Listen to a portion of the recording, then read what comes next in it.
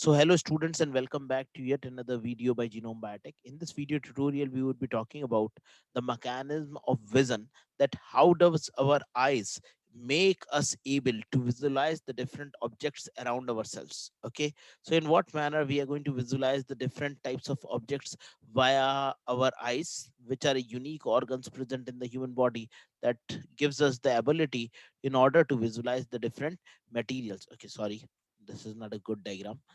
So we would be looking at the diagram of the eye, that how this eye is going to be functional, and in what manner the G proteins and how the G proteins coupled receptors regulate the cyclic nucleotide gated ion channels, leading to the perception of the vision. You know that in our eyes, within our eyes, there are several different types of photoreceptors which are present. Photoreceptors are present, and these photoreceptors are present in an area which is referred to as, called as, the retina of the eye. Okay, now this retina consists of two different areas. One is referred to as rods, another one is referred to as cones. What do you mean by rods? Rods are the areas which can differentiate between light and dark. Light and dark differentiation can be made by rods. Light and dark differentiation. Okay, whereas the cones are the areas which are responsible for the perception of color. Cones are the one which helps in perception of color, helps in perception of color, in color perception, color perception. See, in the case of females, the number of cones are quite higher as compared to the males. So the females are able to differentiate large number of colors which males cannot differentiate. The rosy red, the pinky red, the brick red can be differentiated by females as compared to males, because females have much more larger number of cones as compared to the number of cones which are present in the case of males. Okay, so probably the Y chromosome and the X chromosome have to do something with the number of cones which are present within the retina. But these rods are the cells which are essentially required for the perception of light. Now within the rods there are three different pigments which are present. Rods contain a pigment that is referred to as rhodopsin. Rhodopsin. What is this pigment rhodopsin? Rhodopsin pigment actually consists of two different parts. One is referred to as rod, another one is referred to as opsin. Opsin refers to a protein part that is present. This is actually a protein part. Protein part. Whereas opsin refers to a chemical compound attached to this, whereas rod refers to the retinaldehyde, retinoic acid that could be added to this protein part. So it could be of three different types: retinol, retinal, or retinoic acid. Rotinone, retinal, and retinol. This is how these three compounds may combine with the protein part that is referred to as the opsin, and will ultimately lead to the formation of rhodopsin proteins. Okay, now see, the first step in the vision cycle is absorption of light by rhodopsin. So among all these things, the rods which contain the rhodopsin is the one that would be perceiving the light from the sun. Okay, whenever light comes from the sun, it falls over certain objects, and whenever light falls over certain objects, then those objects reflects the light. And for example, green plants reflect green light. We observe the color that is being reflected by the different materials. जो colour जो organism reflect कर देता है, उसी colour को हम observe करते हैं. Okay, this is the sun, and it is going to reflect certain colors, and those colors will be perceived by our eyes, our retina, in the form of rhodopsin, etc. So rhodopsin that is present here is an integral protein with 7 membrane spanning alpha helix. So it is an integral protein. It has 7 membrane spanning alpha helix that is present, and these alpha helix are present within the rod region. So this alpha helix is present within the rod region. Okay.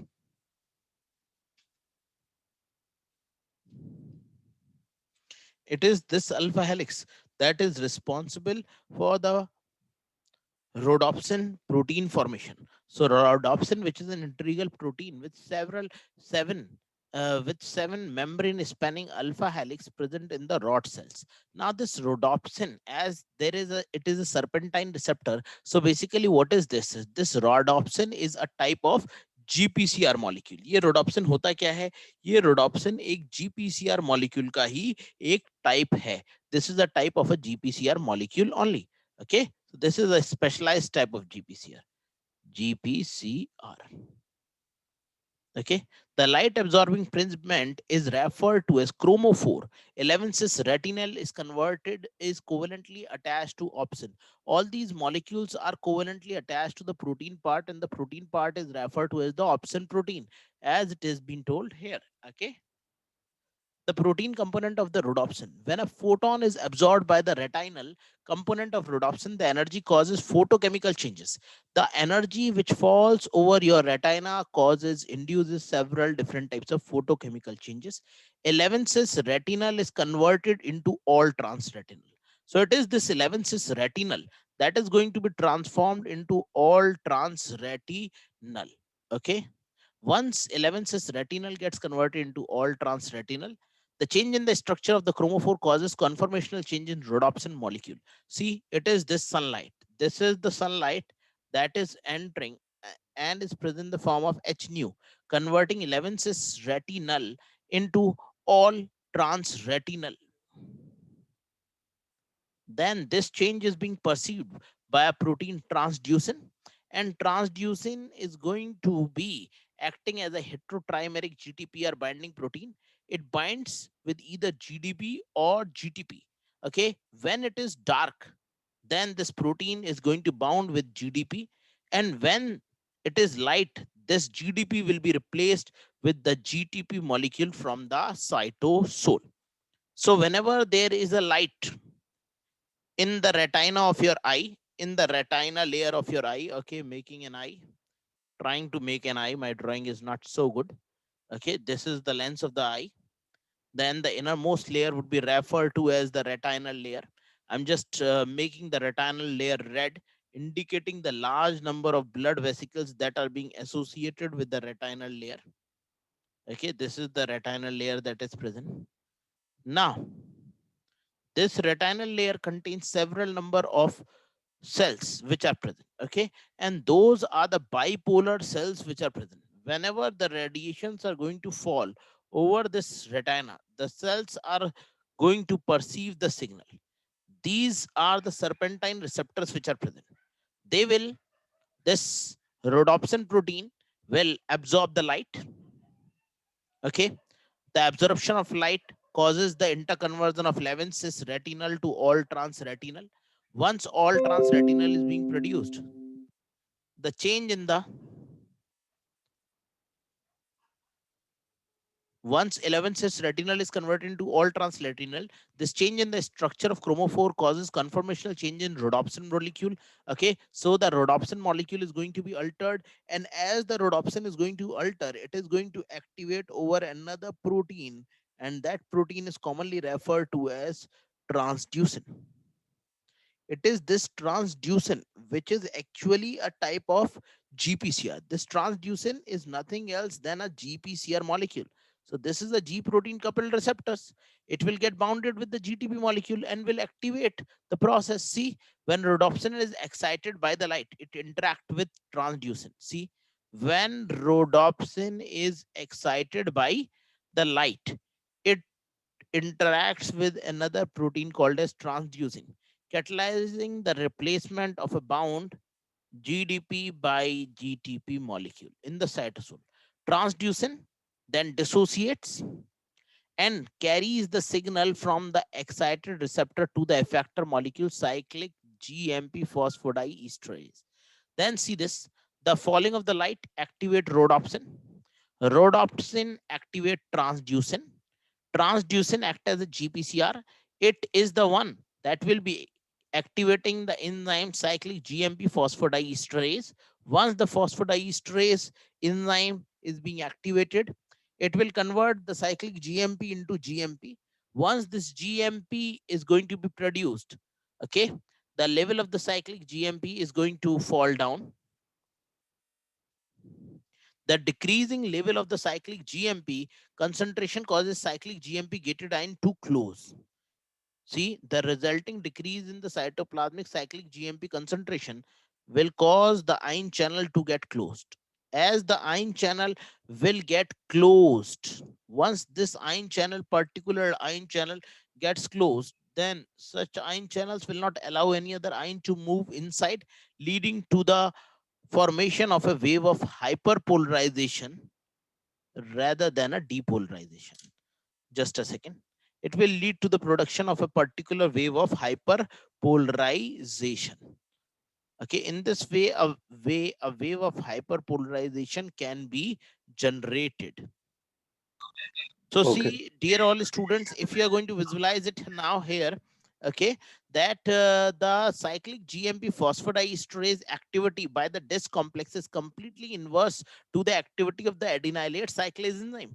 Okay, adenylate cyclase is an enzyme that has the ability to convert the ATP into cyclic AMP. Okay, so there it increases the formation of cyclic AMP, but here this particular enzyme, this cyclic AMP phosphodiesterase is the one that has the ability to degrade the cyclic GMP, leading to the increase in the concentration of the guanosine monophosphate. Okay, the decrease in the concentration of cyclic GMP causes the sodium ion channels of the optic nerve. Which nerve? Optic nerve of the eye to get closed. Once these channels get closed, there is no movement of potassium ion into the cell, and this lead to a wave of hyperpolarization. Sorry, this is sodium graded channel, so sodium ion will not be able to move. Influx of the sodium ion is going to be over. As the influx of sodium ion is going to be over, so this will lead to a wave of depolarization. It will lead to a wave of hyperpolarization rather than depolarization. So in the case of eyes, hyperpolarization is being produced instead of depolarization. You can also see the same is also given in the form of a particular chart here. The falling of light from the sun. Okay, so the sun would be providing you the light. Okay, once the sun provides the light towards the retina, then what is going to happen? This is the solar radiation. The conformational change in rhodopsin is going to take place. Once there is a conformational change that is going to take place in the rhodopsin molecule, then what is going to happen? This rhodopsin molecule conformational change will lead to activation of transducin, activation of phosphodiesterase, decreased intracellular cyclic GMP, response in bipolar cells, decrease, decrease intracellular cyclic GMP will lead to closure of sodium ion channels, lead to a wave of hyperpolarization. Then after the hyperpolarization, response in the bipolar neurons of the retina is going to take place. How and in what manner? Let us look at a video about the same onto your screens. Okay, so probably you are able to visualize this particular video. So this is the section of the retina. So now we are going to move into the retina, and then we are going to study about this particular retina, that how does the movement of retina takes place. Okay, okay, so this is photo transduction, then in what manner the photo transduction is going to take. So now students, please do have a look at how the vision cycle actually takes place in a cell through the animation provided here. The retina contains two types of photoreceptors, rods and cones. Both types have an outer segment composed of membranous discs containing light-sensitive photopigments. Each also has an inner segment that contains the cell nucleus and gives rise to synaptic terminals that contact bipolar and horizontal cells. Phototransduction is the process of a cell absorbing light and creating a response. The response is a change in the amount of transmitter that is being released onto target neurons. The photopigments lie within the disc membranes of the outer segments. In rods, the photopigment is called rhodopsin. So see this. This is what I was talking to you. That the two cells differs from each other on the basis of their morphology. The cones are the cells which are responsible for color visualization. The rods are the cell which are responsible for the vision to take place. These cells, which forms the inner lining of the retina, are able to perceive the signals received after the reflection of light from different objects by the rods, and the colors can be differentiated by the cones. Okay, there are certain animals that lacks cones, or if the cones are completely absent, then the person becomes completely color blind. Okay, now next point. Once the signal is being received, then the signal is being transmitted through the synaptic terminus to the target cells. Okay, now please look from here that this will contain a specialized pigment. That pigment will be referred to as rhodopsin, and how it is going to produce a particular signal within the cell. Of a cell absorbing light and creating a response. The response is a change in the amount of transmitter that is being released onto target neurons. The photopigments lie within the disc membranes of the outer segments. In rods, the photopigment is called rhodopsin. The 7 transmembrane domains of the protein portion of the molecule, called opsin, traverse the membrane bilayer. Now there are serpentine receptors which are present. Okay, this is the cytosolic domain which is present, called as the C terminal domain, and this is the transmembrane protein domain of the opsin.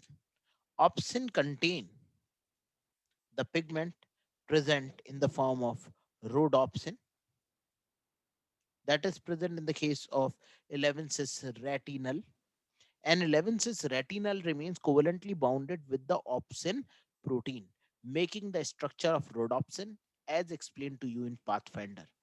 Please look here. The opsin forms a pocket in which the light absorbing portion of the photopigment, a molecule called retinal, resides.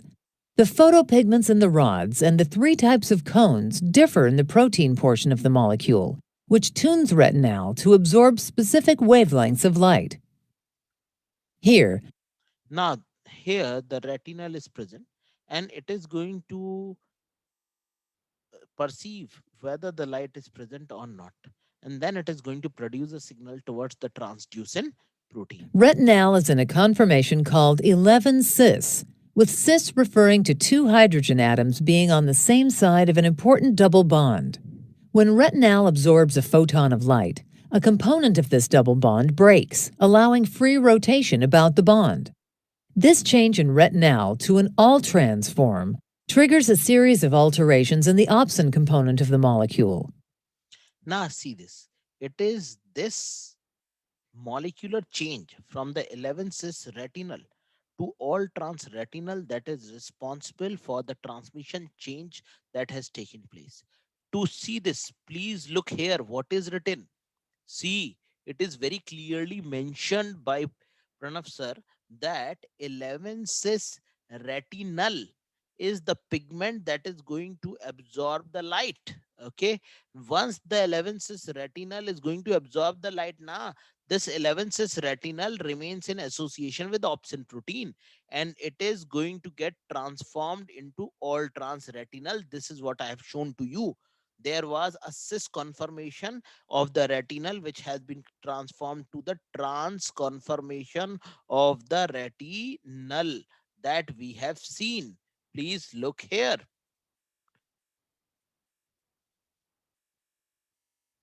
Okay, moving forward. The changes in rhodopsin lead to a cascade of events in the cell. The next component in the cascade is a trimeric G protein called transducin, which in its inactive state is bound to GDP. The altered rhodopsin molecule activates transducin. Now you can see this. This is the inner lining of the retina of your eye. Beyond this retina, you can find that there is a neuronal system which is present. This is a bipolar neuron, and there would be other neurons, such as the optic nerve neuron. Those optic nerve neuron has ion channel specifically for the sodium ion to move in. This channel will be blocked by the action of the rhodopsin protein over transducin protein upon perception of light. How? Look here. allowing it to exchange its GDP for GTP. The alpha subunit of transducin then activates a phosphodiesterase in the disc membrane.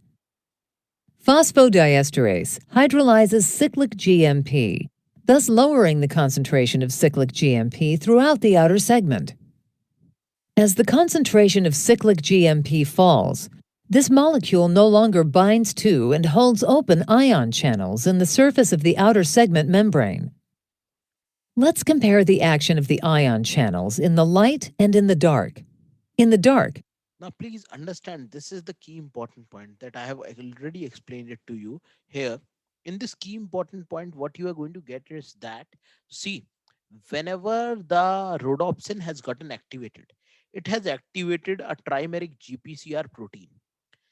Once the alpha subunit of the GPCR has been activated, the alpha subunit has bound to GTP. Once the alpha subunit has been bound to GTP, it is going to activate several different types of signaling molecules. How? It is going to activate the cyclic GMP molecule, and the level of the cyclic GMP is going to be fall down because it will lead to the activation of a phosphodiesterase enzyme. See, this is what I was telling you in Pathfinder. It is this enzyme, cyclic GMP phosphodiesterase, which has been activated by the transducin protein. This is what that transducin protein will do and will catalyze the decrease in the level of cyclic GMP, converting the cyclic GMP into GMP, causing this decrease of cyclic GMP will cause the sodium ion channel to get closed. Moving back to the animation part.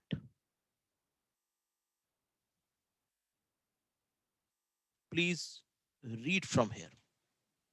Listen here. this molecule no longer binds to and holds open ion channels in the surface of the outer segment membrane. Let's compare the action of the ion channels in the light and in the dark. In the dark, the ion channels are open. The influx of the positively charged sodium and calcium ions has a depolarizing effect on the cell. Now, during the dark, there is depolarization. This is what is important. During dark, depolarization takes place. During dark, depolarization takes place. Dark, depolarization occurs. Rization occurs.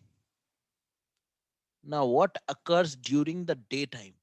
That is completely different. During light, sorry, during light, there is a wave of hyperpolarization produced. Hyperpolarization.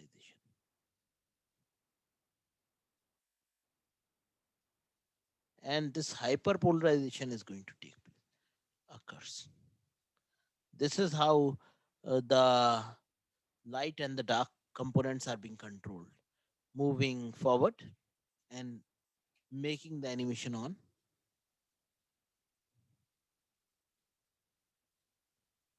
The inward current is opposed by positively charged potassium ions flowing out through potassium channels, a hyperpolarizing influence.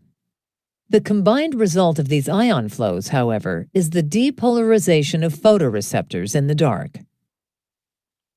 In the dark, the depolarized state of the membrane, which is at approximately minus 40 millivolts, triggers continual transmitter release from the synaptic terminals of the photoreceptor cells. Absorption of light reduces the concentration of cyclic GMP in the outer segment, leading to the closure of the cyclic GMP gated channels. As a result, positive charge carried by potassium ions flows out of the cell more rapidly than positive charge carried by sodium and calcium ions flows in. The cell Okay, so see what happens in the next stage. In the next stage, the cell becomes hyperpolarized during the light. Okay, how? because the leaky potassium ion channels are still working. The leaky potassium ion channels are going to move outside, whereas the sodium ion channels and the calcium ion channels have been halted in. Okay.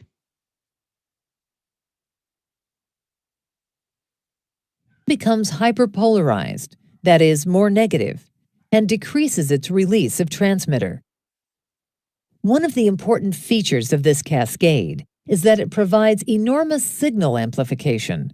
A single light-activated rhodopsin molecule can activate an estimated 800 transducin molecules.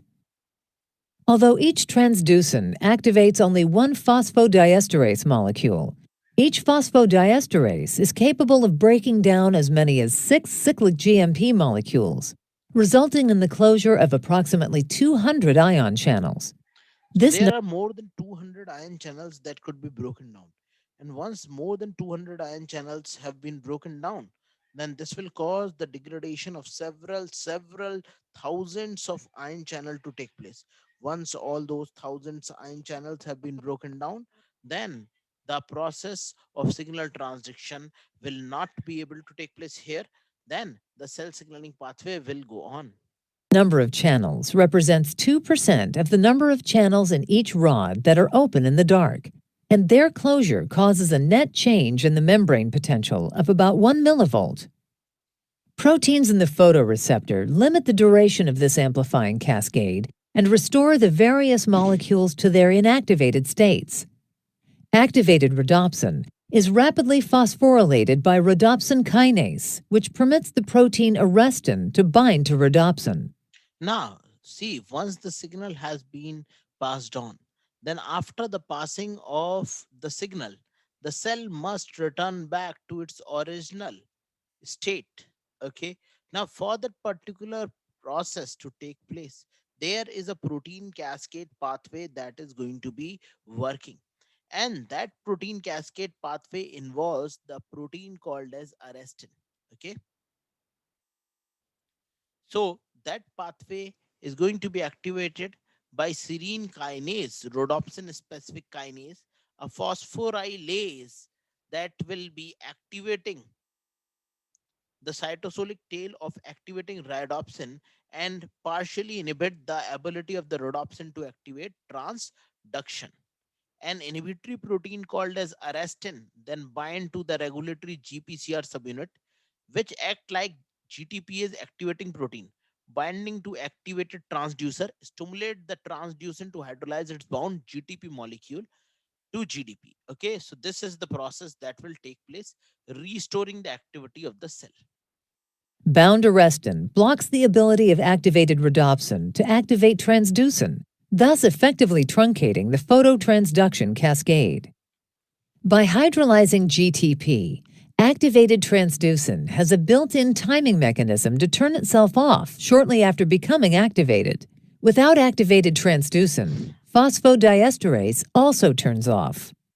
Finally, through a multi-step pathway, the cell converts rhodopsin back to a form that can absorb light. Also in the dark, the enzyme guanylate cyclase again builds up the levels of cyclic GMP. Okay, Cyc- so see this. Again, in the dark, the cyclic GMP level can be increased and it can be effectively maintained. So this is how the cyclic GMP level would be effectively maintained in the cell. cyclic GMP opens the ion channels, allowing an influx of ions and depolarizing the cell. Again, preparing the cell for receiving the next stimulus. So this is how the stimulus are being transferred. So probably you would be able to understand this particular path.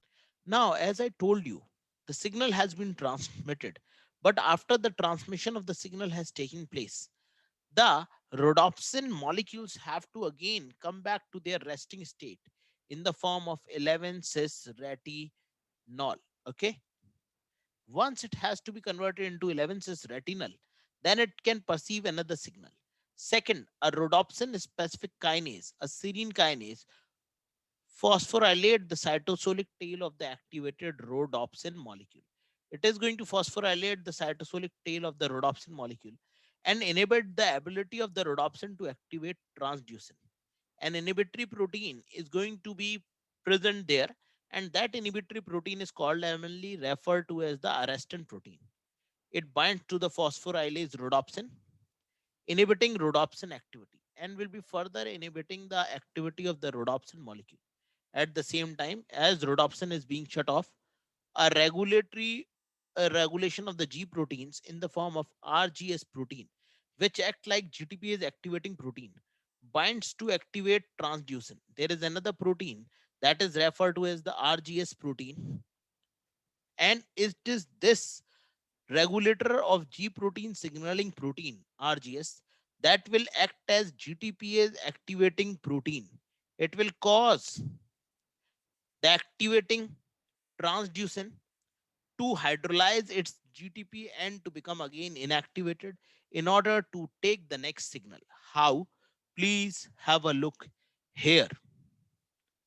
See, for the next reaction to take place, as every enzyme after the end of the reaction or towards the end of the reaction come back to its original state in order to catalyze the second reaction pathway. So the transducin has to be again inactivated in order to stimulate the enzyme cyclic GMP phosphodiesterase in the next cycle. So the cytosolic domain of this transducin gets attached with another protein called as arrestin. Please do have a visualization here. Okay, listen here. Rapidly phosphorylated by rhodopsin kinase, which permits the protein arrestin to bind to rhodopsin. Firstly, the transducin is going to be activated by rhodopsin kinase, is going to be phosphorylated by rhodopsin kinase. Once the rhodopsin kinase is going to bind, then it will provide the site of the binding of the arrestin protein to the transducin protein. Bound arrestin blocks the ability of activated rhodopsin to activate transducin. Thus, Now it cannot activate transducin. Why? Because even if a signal is going to come, it is not going to activate the transducin protein. Next point. effectively truncating the phototransduction cascade.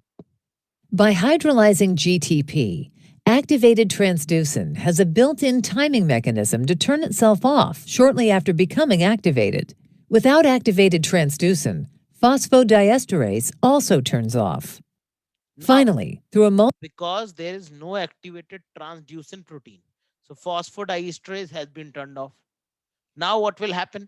All the GMP will get converted into cyclic GMP because there is no phosphodiesterase, and thus will cause the opening of the channel to take place and a wave of depolarization will occur, causing the next cycle to be initiated if the light falls over the retina and changes the conformational in the 11 cis retinal.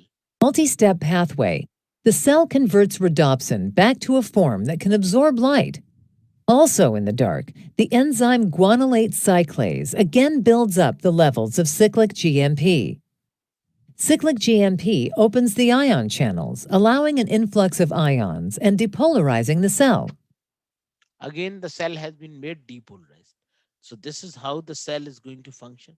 This is how the wave of depolarization is going to take place in the cell.